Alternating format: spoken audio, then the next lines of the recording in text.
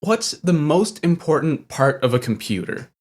The snap answer is probably the processor. That's what gets all the work done after all. Without a processor, you really just have a complicated pile of wires and silicon, right?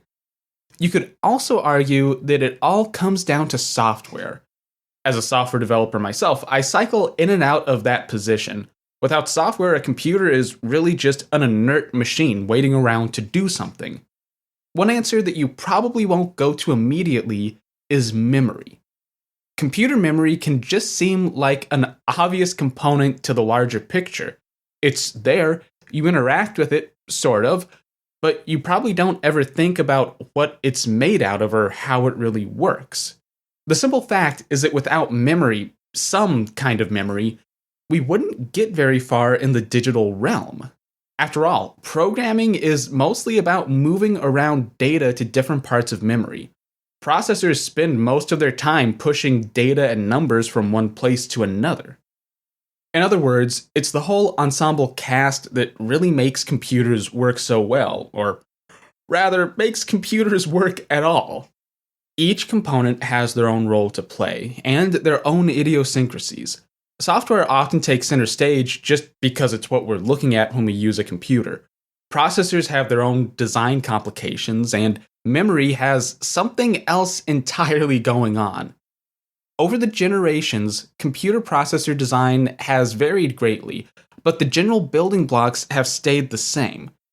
That also goes for software. Logic is at the core of everything for these two broad swaths of computing. But memory, that has an entirely different story. One that doesn't follow the expected logic whatsoever.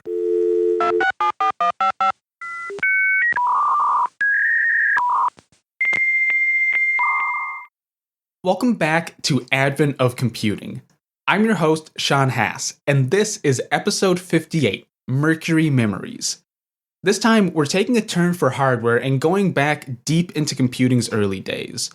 We're going to be talking about memory, how it was first developed, and a little bit of the wild early days of the technology. Before we get too far into the episode, I have a little bit of show news to take care of at the top. So, two quick things. First, there's a new bonus episode up on the Patreon page. It's been up for a few weeks. I'm just bad at announcing things. The bonus episode is a primer on community memory. It was a project that started in Berkeley as really one of the first attempts to democratize access to computing and networking to the general public. It's really interesting and has some cool intersections with the utopian episodes that I've been slowly developing. So if you want more content, go ahead and check that out. It's just $1 a month to get access to all the bonus episodes, which I think there's 4 now. Anyway, the other announcement is Advent of Computing is about to hit a major milestone. By the time you're listening to this, we will have more than likely already passed 50,000 downloads, which is beyond my wildest expectations for the show. So, to celebrate, I decided to do something a little bit self-indulgent. My plan right now is to put together a Q&A episode for the main feed. That's going to show up as one of my bonus episodes on the podcast feed for everyone, so if you don't like Q&As, it won't obstruct the normal flow of content. Right now, I'm shooting for the middle of July for producing that episode. So if you want to ask some questions about the show, about specific episodes or topics I've covered, or even ask questions about your enigmatic host, then go ahead and get in touch. You can email me at adventofcomputing@gmail.com, or you can just shoot a tweet to me. I'm going to pin a tweet to my timeline about the Q&A announcement. And I'll be bringing this up again on all the shows leading up to the middle of July, so you have some time to get some questions in. Anyway, back to the matter at hand. When I first started the draft outline for this episode, I planned to talk about magnetic core memory, which is a really interesting type of memory device in its own right. My overall vision was to hit on the early days of delay line memory, explain the issues with that technology, and then dive into the ferrite-based solution that starts popping up in the 1950s.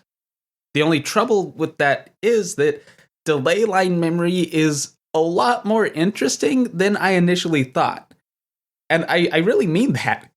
Early delay line memory operated in some really out there ways. Even just one type of delay memory is enough to fill a whole hour. So today we're going to be focusing on just Mercury delay lines. That should sound weird, and believe me, we're going to get into just how weird this technology is. Besides just being flat out interesting, the other big reason I want to talk about computer memory is how deeply important it is to computing in general. I mean, it should go without saying, but memory is crucial to how computers, well, work as computers. You don't have memory, you don't really have a very useful machine. Counterexamples exist in the very early days of the field, but those tend to really prove my point. Without memory, you don't get stored program computers. You don't get high-speed data processing. You don't even really get programming in any recognizable form. My point is, memory matters. What you do with a computer is, in large part, determined by how memory functions and how you access it and just deal with storage. This is one of those topics where the devil really is in the details. That all being said, computer memory has a surprisingly twisty and complicated history leading up to modern day. It's a lot more variable than even the history of computer processors, and it's a lot more variable than I expected going into this. In general, once we hit the mid to late 1930s and get into Atanasoff, Stibitz, and a host of other early pioneers, the logic design that would build computers in the future becomes pretty set in stone. Everything is built up from logic gates at some level. You just add a bunch of OR gates together, add in a NOT and an and you have yourself a binary adding circuit. You throw more logic gates into that, and you start building up a full-blown digital computer. Almost 80 years later, and computers still follow this core pattern. But memory, that has gone through a lot more permutations than you might expect. The most recent and most successful approach is random access memory. That is a fancy chip that lets you read and write any location in memory anytime you want. In fact, this type of memory is so successful that RAM and memory have become synonyms. What other kind of memory could there be? Well, prepare to get a little bit uncomfortable. Today, we're going to delve into the almost unnatural depths of sequential access memory, specifically delay line memory. We'll be going back to a time when computer memory operated on an entirely different paradigm, where some memory devices were even dangerous to human life. RAM would eventually come in to save the day, but that makes this early sequential period all the more fascinating. Before we dive into delay lines and before we really get very far into the history of computing, I think it would serve us well to look at a really, really early example of memory. I'm talking pre-computer stuff here. My main reason for going back so far is to provide us with some context for how hard it is to actually deal with storing data, and why delay lines were developed in the first place. Also, this would be a nice place to drop in some quick definitions to keep everything on the right track. If you want to be pedantic about things, then we could just say that a punch card, well, that counts as random access memory. And we're done. But that's not really what I want to talk about, and not really the point of computer memory. In general, when I'm talking about memory, I mean short-term storage intended for immediate use. It's a scratch pad used by a computer or other data processing machine to keep data. In our modern conception of a machine, it's where programs are loaded for execution. The other little detail that I want to bring up and address is the difference between registers and memory. In general, processor registers are different than computer memory, but for our conversation today, that won't always matter so much. We're going to be spanning a number of decades and a number of different types of computing systems. So the distinction between these two types of short-term storage won't always be that clear. Most of our conversation will be about the underlying technology, so we don't need to be very worried about the differences between register storage and memory storage, at least not for today. With all that out of the way, I have a bit of a project proposal for you. I'm planning to make a really fancy particle meter.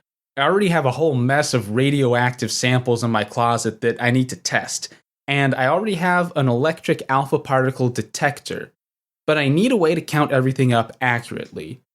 I'll give you a pile of vacuum tubes, and I want you to make me a circuit that counts every time my detector goes off. Any ideas? No? Well, I can wait for a little bit. So, the easiest go-to for solving this problem would probably be a series of binary counters using flip-flop circuits. Each time a particle hits the detector, it produces a pulse of electricity, so you feed that into the first flip-flop. The circuit then switches on, going from a value of 0 to 1. The next pulse that comes in from the detector flips the flop, turning it from a 1 to a 0 and sending out an overflow signal. That carry pulse is fed into the next flip-flop, changing it from a 0 to a 1. The chain would continue until you have enough binary digits to satisfy your accuracy requirements, which, in my case, very high. Gonna need a lot of flip-flops. Now, that's how we'd probably try to tackle this problem today. That's with the benefit of decades of working with binary numbering systems. In other words, this approach is influenced by the success of digital circuitry. When we take a look at a historical approach, we find something a little bit different taking place, but there's similar bones to the solution. What I've laid out, an alpha particle detector and a big pile of vacuum tubes, is the situation that Charles Wynne Williams was dealing with in the mid-1920s. Wynne Williams was a physicist. During this period, he was still earning his PhD while investigating the properties of nuclear materials. Crucially, he was an experimentalist.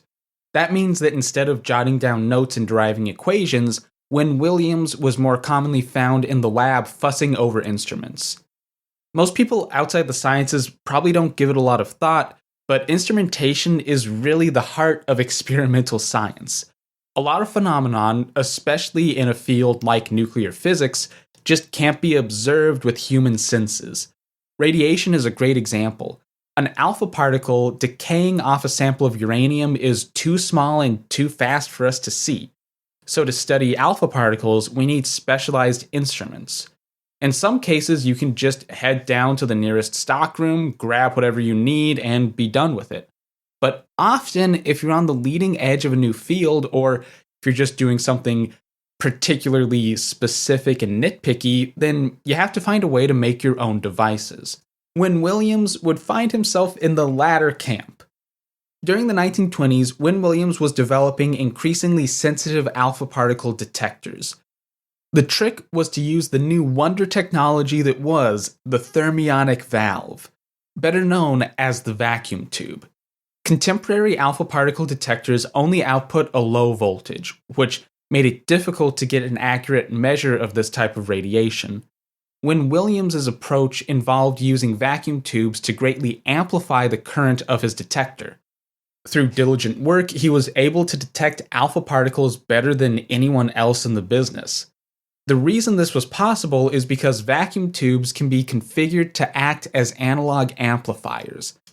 By driving a higher voltage over the input lead of a tube and then tying the gate lead into a detector, it was possible to boost the incoming signal from the alpha particle detector, and really just get a more manageable output level. However, this led to a new and exciting issue to tackle. How can you count all these alpha particles? Now, this doesn't sound like a huge problem to us today. We have computers. We have analog to digital converters, and we have microcontrollers that cost literal cents on the dollar. Back during my college days, I had some friends who were into experimental physics, and they were working in labs that were literally just a pile of wires running between detectors and microcontrollers. We have wonderful tools to deal with this type of work in the 21st century. We have all kinds of options for data acquisition. We have computers.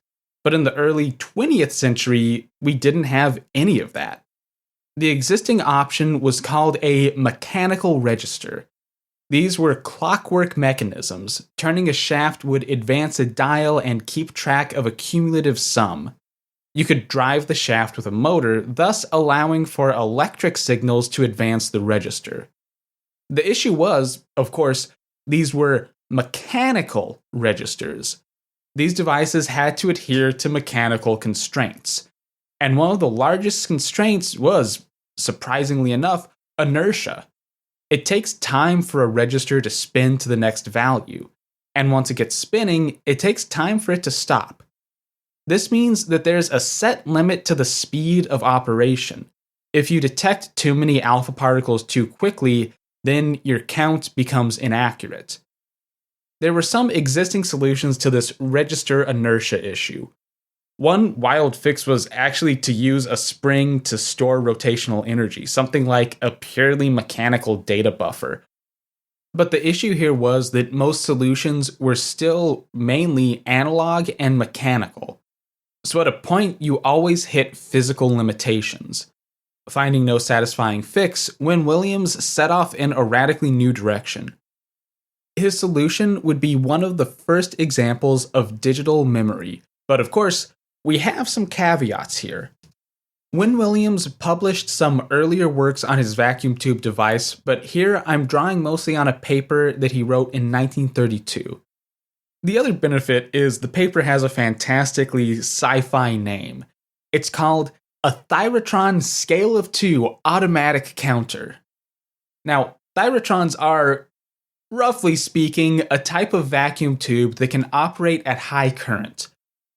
Technically, a Thyratron is full of some inert gas, so it shouldn't really be called a vacuum tube, but there's not really an easier shorthand for it. I'll try to do my best to keep it clear.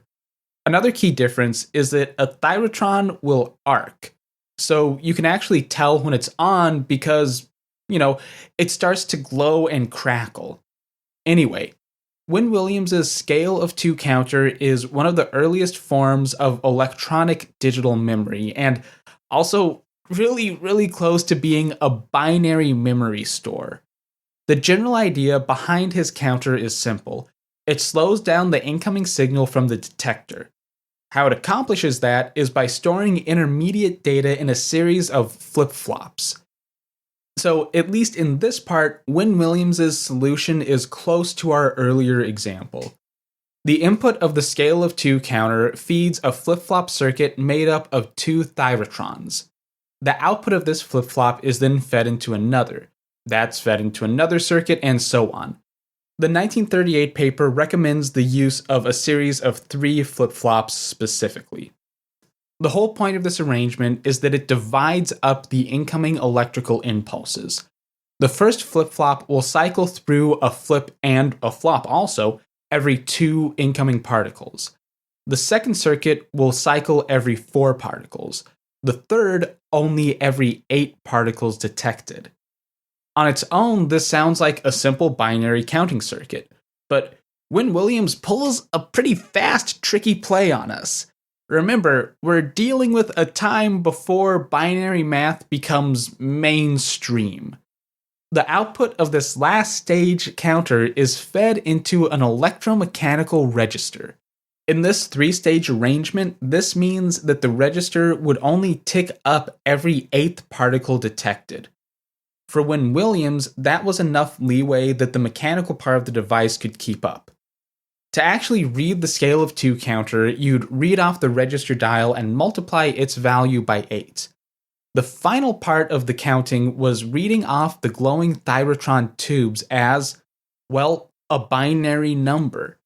Adding the 2 values together, you get the final, precise alpha particle count. Can you spot the weird part here yet? The counter is part binary and part decimal. The lower order of this value, in this case from 0 to 7, is stored as a binary number in a register composed of binary flip-flops. The higher order, anything above 7, is stored as a decimal value in a mechanical counter. That's weird. The other fun part is the Wynne-Williams paper doesn't mention binary by name. I've read it multiple times to be sure of that. He talks about a, quote, scale of 2 notation, which is just binary but not called binary. He even has little tables showing how to count it. But in general, that's just in servicing the reading of this lower part of the counter. It's almost a secondhand thought. One reason for this omission may just have been that binary wasn't really in the mainstream consciousness yet, at least as far as electronics go. The latter half of the 30s would see the first binary mathematical circuits built, but up to that point, binary was mainly used in theoretical math, specifically number theory. Wynne Williams may just not have been exposed to much binary as an experimentalist. It would also be possible that Wynne Williams was familiar with binary but didn't think his readers would understand it without a more approachable name.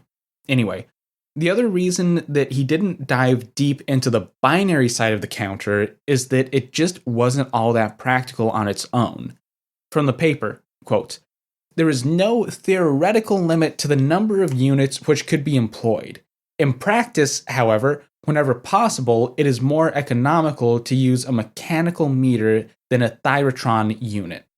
Only as many thyrotron units, therefore, should be employed as are necessary to ensure that the mechanical meter can follow alternations of the arc in the final unit comfortably."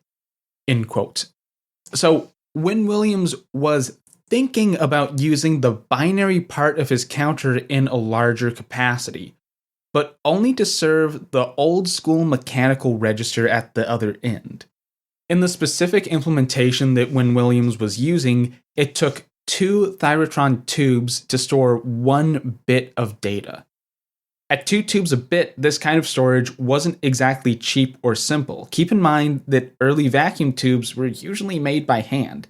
Each tube is a beautiful piece of craftsmanship, and they're not that cheap. In terms of raw data storage and cost per bit, this isn't efficient at all. But hey, these are early days. As we hurtle towards the digital computer, the Wynne Williams counter comes along with us. And this brings us to some familiar faces. During the 1930s, John Mauchly, while working as a professor at Ursinus College, turns this half-digital, half-analog scale of 2 counter into a fully digital ring counter. Now, this comes with a bit of chronological confusion. In 1945, Mauchly and another researcher, J. Presper Eckert, designed ENIAC. That's one of the handful of machines that claim the title of the first electronic digital computer. Eckert claims in a number of papers that Mauchly invented the ring counter, or at least that he built the first fully digital version. That's not entirely accurate. Other sources show that Mauchly was inspired to build ring counters after reading about them in existing articles. So Mauchly isn't the original inventor of this idea, but he is one of the key conduits that brings this earlier technology into the realm of computing. Sometime in the late 30s, Mauchly started experimenting with digital logic circuits. As a scientist himself, Mauchly was looking for a way to automate away tedious mathematical work. This eventually led to him tinkering with ring counters. The key difference between the Wynne Williams counter and a ring counter came down to the tail end of the device. Ring counters didn't feed into some mechanical register. Instead, the end of the circuit was just left hanging as a carry or overflow wire. The general configuration of tubes also saw a change. The simple flip-flop configuration used by Wynne Williams was well suited to binary numbering systems.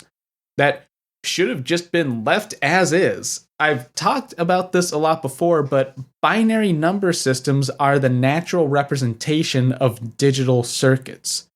You have on and off. That maps directly into a binary 1 and 0. Any other numbering system shouldn't really be used with this kind of technology unless you have a really good reason for it. But hey, that's me talking with generations of retrospect. A flip-flop also fits this number system naturally. It has 2 states, on and off, 1 and 0. Chaining together flip-flops increases the number of possible states by a power of 2. It all works out really well. The math is right there. But I guess that's my future binary loving brain talking. And in general, it's not really convenient for human use. By the time Mauchly was tinkering with ring counters, the more common designs counted on a scale of 10, as in the 10 fingers on our hands. In other words, the device had been reshaped to work on decimal numbers. This is a little brain twisting for me because, well, digital is binary. They're just synonymous in my head and most people's heads. I've spent some time poring over circuits from this time period, and they still just seem really strange. Basically, instead of using a normal flip-flop with 2 states, a decimal ring counter used a circuit that had 5 possible states. A normal 2-state flip-flop was put on the input side of the circuit, so combined, you get a system that counts up to 10. Each incoming digital pulse ticks the counter up, and once you hit 10, the output carry line gets a pulse and the counter rolls over to 0. The upside is that you can now just read the value off in base 10 already. It's a nice number that humans can easily understand. The downside is you get a much more complicated circuit. I've seen examples from the 40s that have anywhere between 8 and 20 tubes, plus a network of resistors and capacitors to coordinate and carry signals around. All in all, this is a wonderful example of why binary is now so tightly wrapped up in digital circuits. It's a lot more simple. Anyway, that rant aside, when all is said and done, these ring counters were working memory devices that were capable of holding a single decimal digit. That's not much, but it's a really tantalizing start. Mauchly would tinker away with counters and digital circuits into the 1940s. In 1941, the traditional story of ENIAC's creation plays out. Mauchly meets Eckert at the Moore School. The two strike up a long-lasting partnership, and as World War II starts, the team joins minds to create one of the world's first digital electronic computers. One of the goals of ENIAC was, simply put, to get a fast computational device up and running as quickly as possible. The computer's development was part of a really fast-paced phase in the US war effort. So to get from design to machine quickly, corners were cut. Expedience was chosen over good design in a lot of cases. And so Mauchly's ring counters became an easy choice for short-term data storage. The technology was already well developed, it was a known quantity, and someone on the team knew how to make it. So it just got shoved in as part of the racks that became ENIAC. The point is, ENIAC does some weird things. Decimal counters, called decade counters in the contemporary literature, are part of this weirdness. Strictly speaking, ENIAC didn't have what you'd call memory. It wasn't a stored program computer. It was programmed by wiring components together with patch cables. It didn't really have a place to store data on the fly, but it did have racks of dials that could be used to click in constant values. The closest thing to read-write memory was its bank of 20 accumulators. We'd probably call these process registers today, but with ENIAC, we're decidedly in a gray area. Each of these accumulators was composed of 10 ring counters. The carry output of the counters were cascaded into the next counter, effectively building up a larger counting circuit. The accumulators could each store 10 entire decimal digits. It's a weird way to quantify things, but in total, we're looking at 200 digits of storage. I don't like how that sounds, but it is accurate. This worked, kinda. There were some major issues with ENIAC's implementation, and just with the general idea of using decade counters as computer memory. This was a really wasteful technology. ENIAC's counters used 36 vacuum tubes per digit. In other words, 7,200 tubes were devoted just to this tiny amount of storage. And just as a reminder, these are true thermionic vacuum tubes, not the arcing thyratrons used by Wynne Williams. The principle of operation for vacuum tubes relies, and I mean that, it relies on heating an element to a point where electron emissions occur. That takes a lot of power and it generates a lot of radiant heat. Heating and power were already well-known issues with vacuum tube computers, even in these really early days. It's something that should shake out in initial tests. ENIAC was housed in a custom-built room with specialized ventilation to accommodate this, but there wasn't an easy solution around for power consumption. You just had to draw really heavily on the community's power grid. Just for fun, I went ahead and worked out exactly how much power these accumulators were using. This is a rough estimate, but it should drive home the point that vacuum tubes for memory posed a major issue. A running ENIAC consumed about 150 kilowatts of power. That's to drive 18,000 total vacuum tubes of varying types and a bunch of other ancillary components. For now, let's just say that this is all devoted to vacuum tubes and all the tubes are the same. It's not entirely accurate, but it'll do for back of the notepad calculations. 40% of those tubes are dedicated to ring counters. So we get an energy budget of 60 kilowatts for 200 digits of memory. We can reduce that a little. It's a bit over 3 kilowatts of power per digit. Now, we are dealing with the first attempt at a digital computer, but that should be a cause for concern.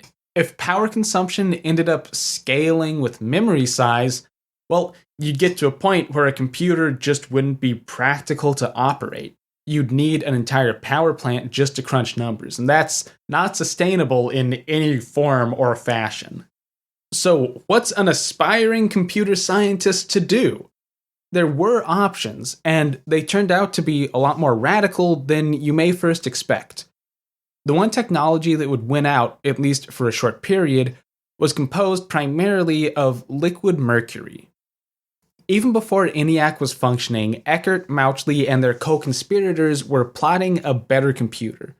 The system was called Edvac, the Electronic Discrete Variable Automatic Computer. Planned to be built after wartime, the design of Edvac was unhindered by the time constraints imposed on ENIAC. One of the big changes was memory. The first draft of the report on Edvac, the earliest paper we have describing the machine, states over and over how crucial it is to have a large amount of fast memory storage. A big reason, besides convenience, was that Edvac was designed as a stored program computer. Code and the data that it operated on were going to live in the same memory space. In other words, to run a program, you had to store it in memory. Just as an aside, today we call this the von Neumann architecture due to a little quirk of history that happened around this time. The first draft report on Edvac was circulated before it was completed. John von Neumann happened to write this draft, but he was only a small part of the larger team that made the actual Edvac design. The draft wasn't meant for public consumption yet. It was incomplete, and one of the places that was left lacking was the byline on the cover sheet.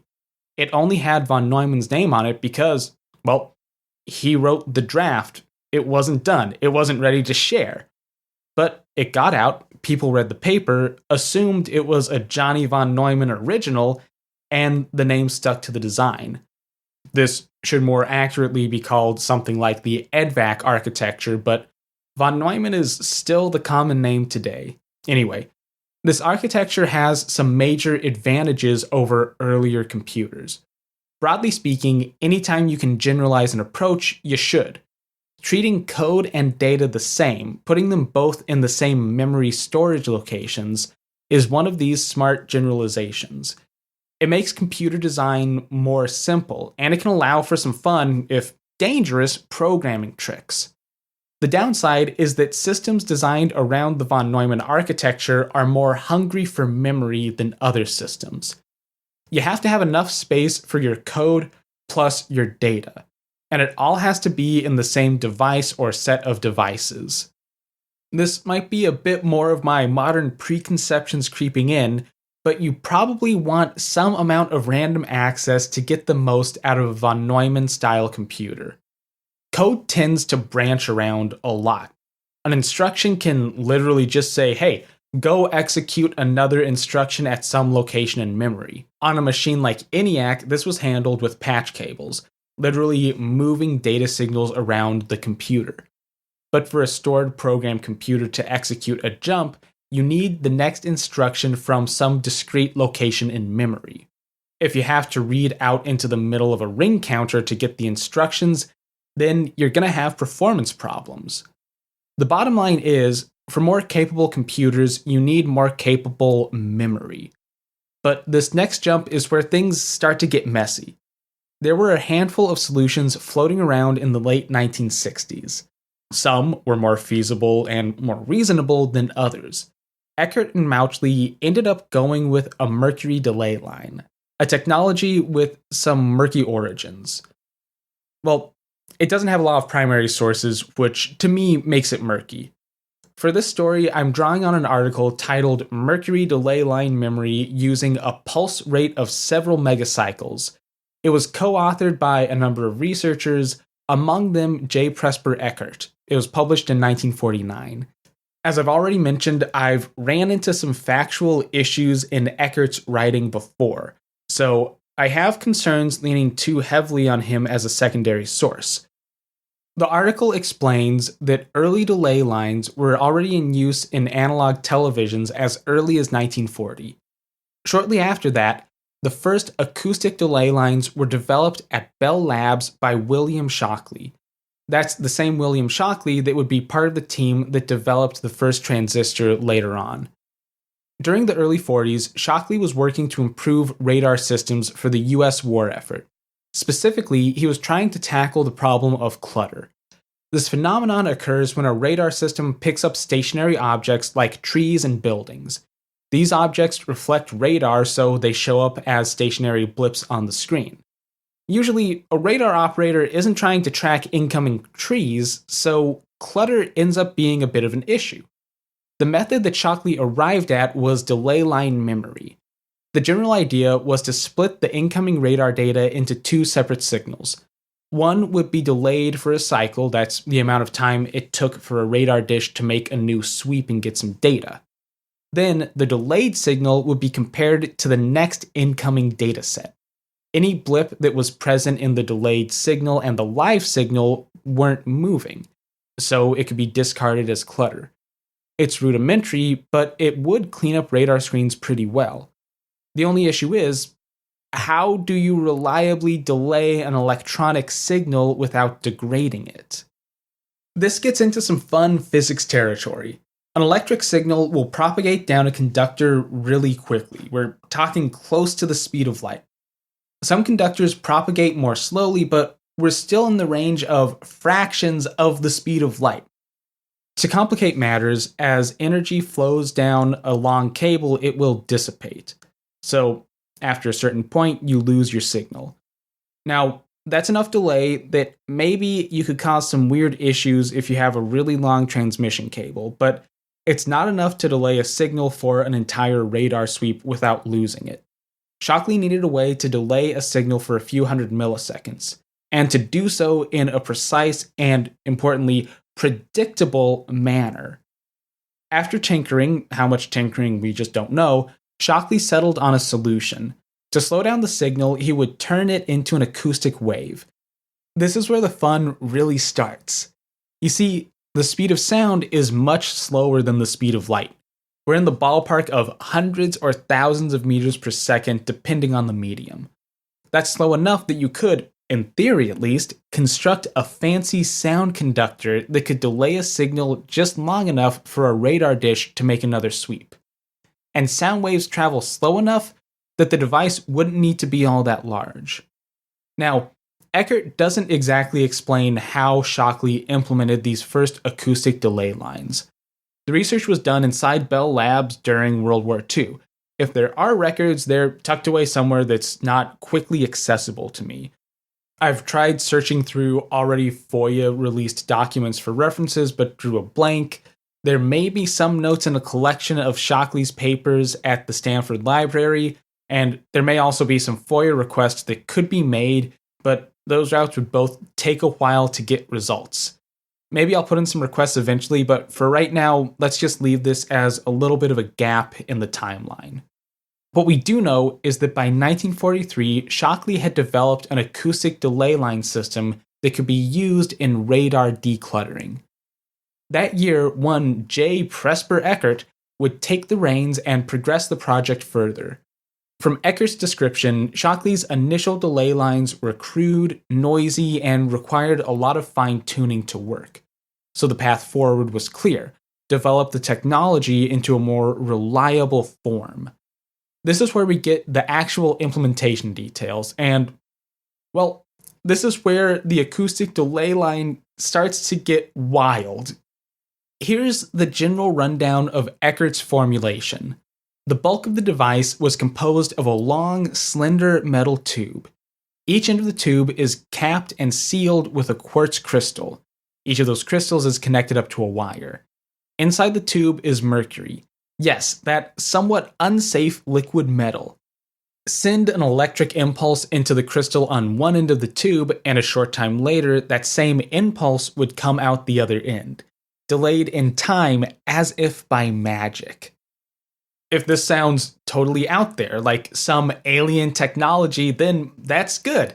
That puts us all at the same starting point. So let's try to break past this apparent magic and understand what this thing is. The three components I mentioned each serve their own purpose. Let's start with the quartz crystals. These function as transducers through the piezoelectric effect. Quartz, when grown and cut and mounted in just the right way, can be made to generate a small amount of electricity when subjected to pressure waves. This also goes the other way. You can send a jolt of electricity into one of these crystals and it will jiggle around a little, creating a pressure wave. In the delay line, these crystals are being used to turn an electric signal into an acoustic wave on one end. Then on the other end, it turns an acoustic wave into an electric signal. Then we get to the star player, the mercury. This is the medium that the all-important acoustic waves travel through. The choice of a liquid here is key. In a solid, acoustic waves tend to bounce around and lose focus. Any facet of the solid or any change in the solid's density can cause scattering or weaken the signal. You also have surface effects that you have to take into account.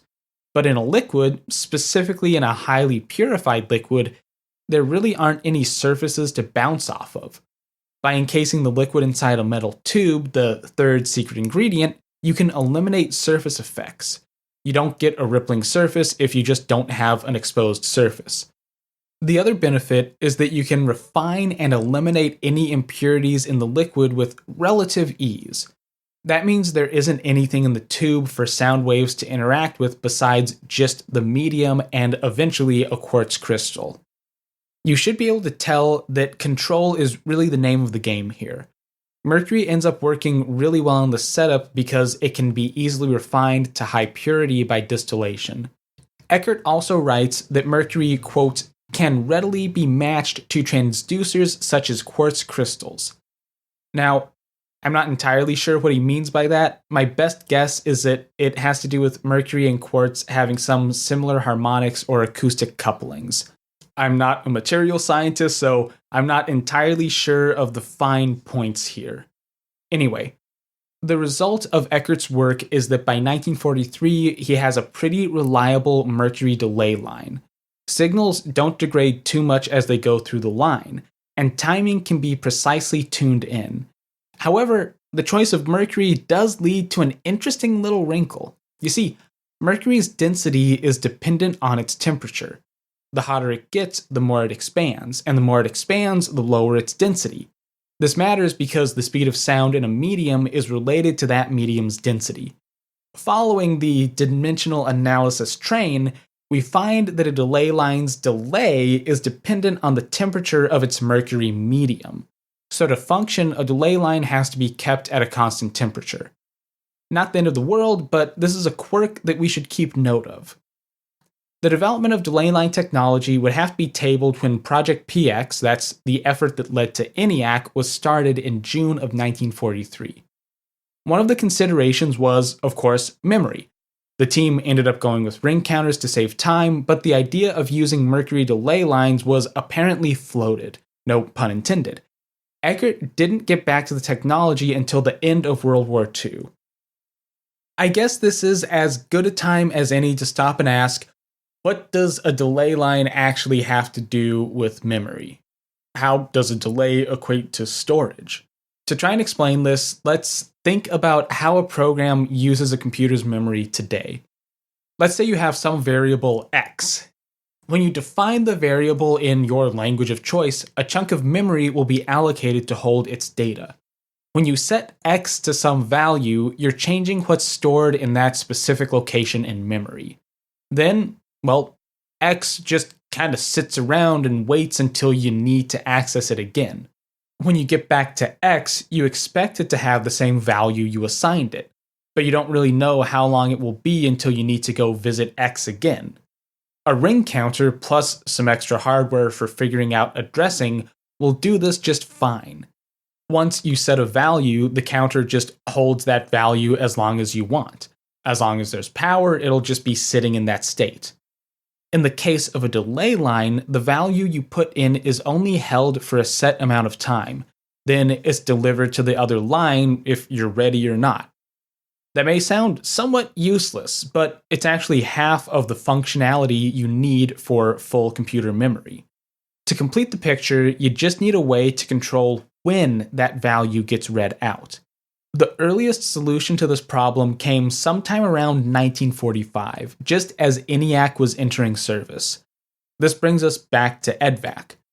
While the computer wouldn't be operational until 1951, there was progress being made through the latter half of the 40s. During this period, Eckert and Mauchly cracked the final piece of the puzzle to get delay lines functioning as computer memory. The first progress report on Edvac, written in 1945, describes its memory system like this, quote, "The memory device uses a delay line as a serial storage device and regenerates the signal pattern so that virtually unlimited storage times may be obtained. It is essential that signal patterns stored are digital in nature." End quote. There are really two pieces that complete this mad machine. The first is pretty obvious given the context. You have to restrict the delay line to only storing digital pulses. You don't get analog, you don't really get decimal numbers, you get binary signals. That's important because, this is being hooked up to a digital binary computer, but there's something more subtle at play. The other trick is the signal regenerator component. This is a circuit that turns the delay line into something like a ring, or a mercury-filled Ouroboros, if you like.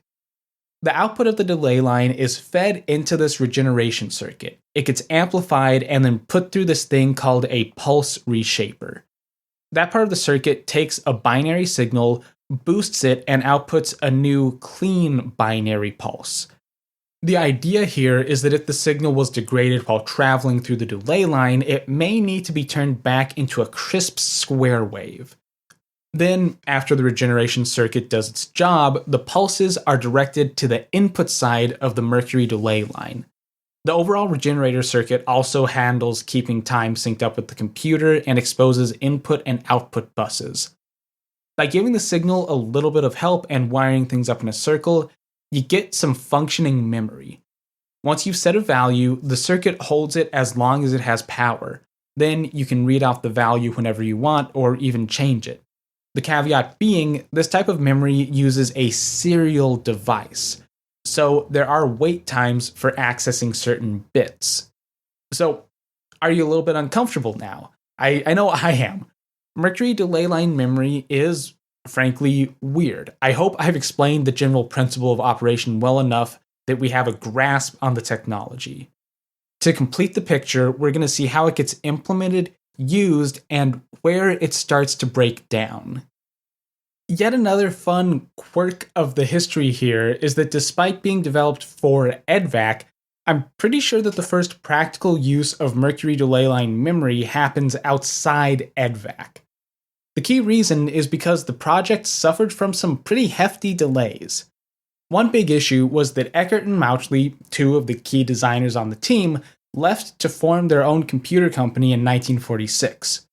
So while we have some early documentation as to the design of Edvac's memory, we don't have a working Edvac for a number of years. The first working machine to use Mercury delay line memory, as near as I can tell, was Edvac, the electronic delay storage automatic calculator. What's interesting, at least what I find interesting in a funny sort of way, is that Edvac was based off the leaked Edvac report. The project started in 1947, and just 2 years later, the machine sprang to life in a lab at Cambridge University. For Edvac's design, and really the design of all computers made after 1945, memory was key. Delay storage is even right there in Edvac's name. This is even further emphasized by a 1948 article about the computer written by two of its designers. Quoting, "Although it is not yet complete, 2 units of memory have been built. The memory is the central part around which the machine is constructed." End quote. I may have been a little unspecific. The article is just called An Ultrasonic Memory Unit, and it's only about Edvac's memory. So yeah, memory is starting to really matter in a big way in this period. This also means that Edvac's team is the first to really get down and dirty with the new technology. It was up to the researchers at Cambridge to figure out how Mercury could hold data in any practical sense. Edvac had 2 different types of delay line memory. It had short tubes and it had long tubes. The amount of data a delay line can store is based off its length as well as how fast you send pulses down the line. In practice, there are upper limits to pulse speed before waves start to break down, and a computer usually has to run everything at the same speed for convenience sake. So, all things being equal, we can just say that length equals storage. Edvac's short tubes only stored a single 18-bit word, but there was less of an access delay. These were used as the machine's main registers. The long tubes, on the other end of the spectrum, were 5-foot-long slender columns of mercury and steel. Each tube could hold 576 binary pulses at a time. After discounting some spacing pulses, this equates to about 16 words per tube. I know, we're gonna be in weird units for this part. Edvac was an 18-bit machine, so we run into this case where we can't directly compare this to modern storage numbers. Each of these delay lines could hold something roughly equivalent to 36 modern 8-bit bytes. Think of it as roughly 36 characters of data stored in 5 feet of mercury. That might sound like pretty bad data density. I think it works out to about 1/4 inch of mercury per bit. But compare that to the storage density of vacuum tube-based memory, where you need 1 or 2 tubes per bit, and we can start to see that there are gains here. But of course, 1 tube on its own isn't very useful. Edvac initially used 32 delay lines, grouped into banks of 16 tubes for convenience. A few years into operation, this was doubled to 64 total delay tubes. That comes out to a maximum of 1,024 18-bit words of memory, which really, that's nothing to sneeze at. That's a lot of storage. Each word was totally addressable, so a programmer could read from or write to any place in memory. From that perspective, we're looking at fully random access memory. Or at least it seems that way. Under the hood, it gets more complicated. In latter years, computer scientists would come up with some tricks to get the most out of delay lines, but Edvac was the technology's first scale outing. So we have the most simple addressing scheme possible. The lowest address was just the first packet of pulses in the first delay tube. The first tube, wherever it was positioned in the larger bank of mercury, held the first 16 addresses. To get to an address beyond that, you need to go read from another tube somewhere else in the rack. That means that each address in memory has a physical location, that's where the tube is actually stored in the rack, but it also has a temporal location, that is, where the pulse is stored inside the tube, so how long you have to wait for that pulse to come out. That final piece is where we break from fully random access memory. You might get lucky and the address you want is about to pop out of the correct delay line, or you might have to wait around for it. We're talking a difference of a few hundred microseconds. To an operator, to a human, that amount of time isn't recognizable. But it does mean that memory access takes an unpredictable amount of time. So we're close to RAM, but there's still this key difference. This may make it sound like Mercury delay lines were, all things considered, a pretty tame technology once implemented. Maybe a programmer could even forget about the underlying weirdness. But don't be fooled. Just because Mercury could be made addressable like later computer memory and operate almost like random access memory, we aren't dealing with a stable or even a simple solution. The 1948 ultrasonic memory paper makes this really clear. While delay line technology existed, it still took a whole lot of work to get it running for computers. The paper goes into excruciating detail about how the delay lines had to be engineered and constructed to be reliable and predictable. Just for a fun taste of the text, it has this to say about the acoustic medium, quote, "It was at first thought that the use of commercial mercury from which the bulk of oxidizable impurities has been removed by a chemical method would give satisfactory results. Experience has shown, however, that the velocity of ultrasonic waves in different samples of mercury prepared in this way can differ by as much as 0.1%. The effect is presumably due to remaining impurities, and for that reason, it is best to fill the battery with double distilled mercury." End quote. So Edvac couldn't just use off-the-shelf mercury, oh no. Impurities made that too unpredictable, and by too unpredictable, I mean a variance of 0.1%. This is a precision device. Instead, mercury had to be specifically prepared for delay lines to minimize any variance. The paper describes how tubes had to be filled in just the right way, in stages with multiple fluids, just to make sure that the quartz transceivers were in good contact with the mercury. If you were careless, bubbles or thin films could form, preventing good acoustic coupling between the medium and transceivers. Just as another fun example, let's look at the materials used to construct these delay lines.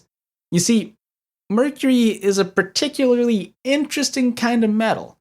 It has a tendency to form amalgams with other certain metals, and still other metals it just corrodes. So you have to be careful about what comes into contact with it. The main body of Edvac's delay lines were made using steel, which doesn't react with mercury under normal conditions. The end fittings were made from brass, which does in fact react with mercury. So to keep things from degrading, a series of gaskets and rings were used to ensure mercury-tight seals. Even with precision engineering, mercury delay lines still failed. David Wheeler, one of the many students turned computer scientists who worked on Edvac, recalled, quote, "At the most, the Edvac had probably 512 words, and most of it, or certainly some of its life, it had far fewer than that. I think it also had a variable available number every day, which doesn't usually appear in documents, but it was typical of the things that happened." He continues, "Some of the mercury delay lines developed troubles, and basically, the engineers, instead of repairing them immediately, would rearrange them. So today, the store is 448 words, tomorrow it's 512, end quote. Failures shouldn't be all that surprising. As I always harp on, mechanical devices aren't super reliable. And sure, a delay line doesn't have any gears or shafts, and it only carries digital pulses, but it still relies on mechanical changes in a medium. To top it all off, mercury delay lines were delicate and complex devices. A complicating factor was the temperature sensitivity of mercury. See, I told you we'd get back to this. For the delay lines to function, the mercury had to be kept at a constant 40 degrees Celsius. That's 104 degrees Fahrenheit.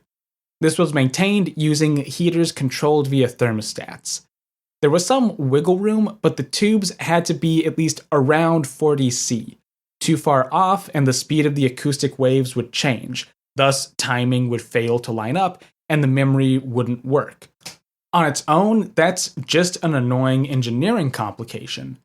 But combined with reliability issues and the properties of mercury, we run into something a little bit worse than that. Early computers had to be run pretty hard. These were research machines, and really valuable research machines. When Edvac came online, there were maybe a dozen computers in the world. Downtime on Edvac could very literally set back the field of computer science. So the computer had to be serviced hot. Now, I don't mean that as a euphemism. If a component broke down, then it had to be replaced before the machine could cool down. I haven't seen exact numbers, but it stands to reason that it took time for Edvac's memory tanks to reach operating temperature. The memory heaters had to warm up Edvac's tubes by about 20 degrees above room temperature before they could come online. If a vacuum tube burnt out, it could just be easily replaced. Vacuum tube sockets aren't hard to deal with. Sure, the glass bulb could get pretty hot, but just grab a towel and you're good. But delay lines offered their own special form of difficulty. Remember, these are 5-foot-long tubes of mercury. I know I'm doing a lot of dubious math this episode, but bear with me one more time. From the dimensions of Edvac's delay lines and the density of mercury, these tubes would have weighed approximately 25 pounds. And when operating, they're in the neighborhood of 100 degrees Fahrenheit, so maybe not scorching, but they're warm to the touch. As Wheeler alluded to, you couldn't just pull out a tube and replace it with an extra. I suspect there weren't really extra delay lines lying around. Instead, a technician had to rearrange Edvac's delay lines to make sure at least some continuous memory remained functional. So, all you have to do is quickly wrestle around some hot 25-pound tubes before the computer cools down too much. It might not have been an insurmountable task, but it doesn't sound comfortable or simple. Of course, the elephant in the room that I haven't been addressing is mercury's effects on humans. Elemental mercury isn't normally that dangerous if you handle it carefully. Compounds of mercury, like mercury salts, can be absorbed and cause mercury poisoning, which is deadly. And delay lines being sealed means that, in theory, no computer operator should ever have been exposed to mercury. That being said, hot mercury poses a very specific risk. You see, mercury likes to produce fumes. The boiling point of mercury is pretty high, it's in the realm of hundreds of degrees. But small amounts of mercury will vaporize even at room temperature. As it warms up, that becomes larger amounts. If a gasket failed on one of these delay lines or a brass end cap came into contact with mercury and corroded, vapors from hot mercury could start to leak into the room. And while elemental mercury may be reasonably safe for humans, its vapor is deadly. I haven't read of any poisonings specifically around early computers, but it's one of those things that must have always been a clear and present danger.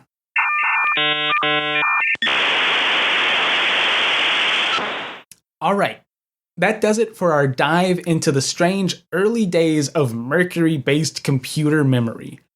As we've seen, the development of memory wasn't a straightforward affair. It was messy and it was difficult. Mercury delay lines are just one part of this story. Even as researchers at Cambridge were grinding quartz transceivers, other labs were developing alternatives. As exciting as mercury memory systems were, they only existed for a brief moment in time. At most, and I've tried to count this precisely, but it gets a little fuzzy, but I think there were around 100 computers built using mercury delay memory. This was over the space of 5 to 6 years. These were some of the earliest vacuum tube computers, but not all of this first generation of systems survived off Mercury. This is going to be one of those topics that I need to come back to probably multiple times. Even with all the complications and confusion surrounding delay line memory, this episode has only covered a small part of the story. Ferrite core memory, magnetic drums, specialized phosphor tubes, well, they were all contenders in the same space around the same time.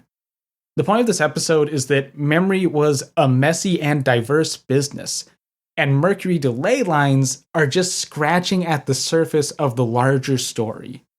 The best way I can think to end this episode is with a story that I couldn't really fit in anywhere else.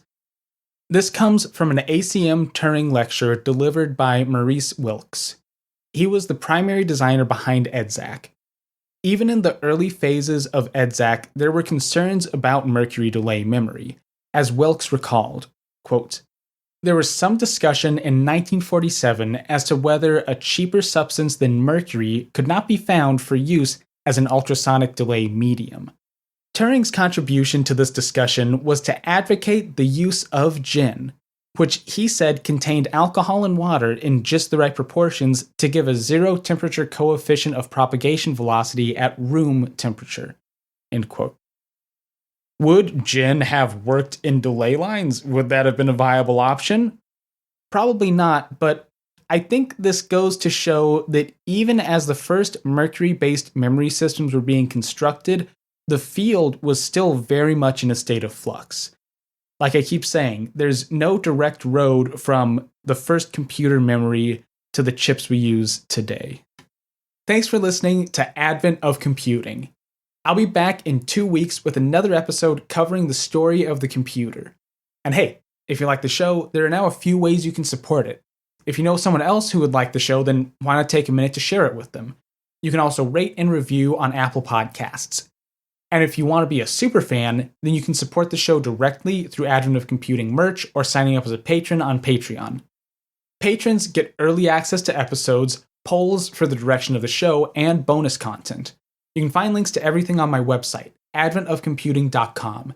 If you have any comments or suggestions for a future episode, then go ahead and shoot me a tweet. I'm at adventofcomp on Twitter. And as always, have a great rest of your day.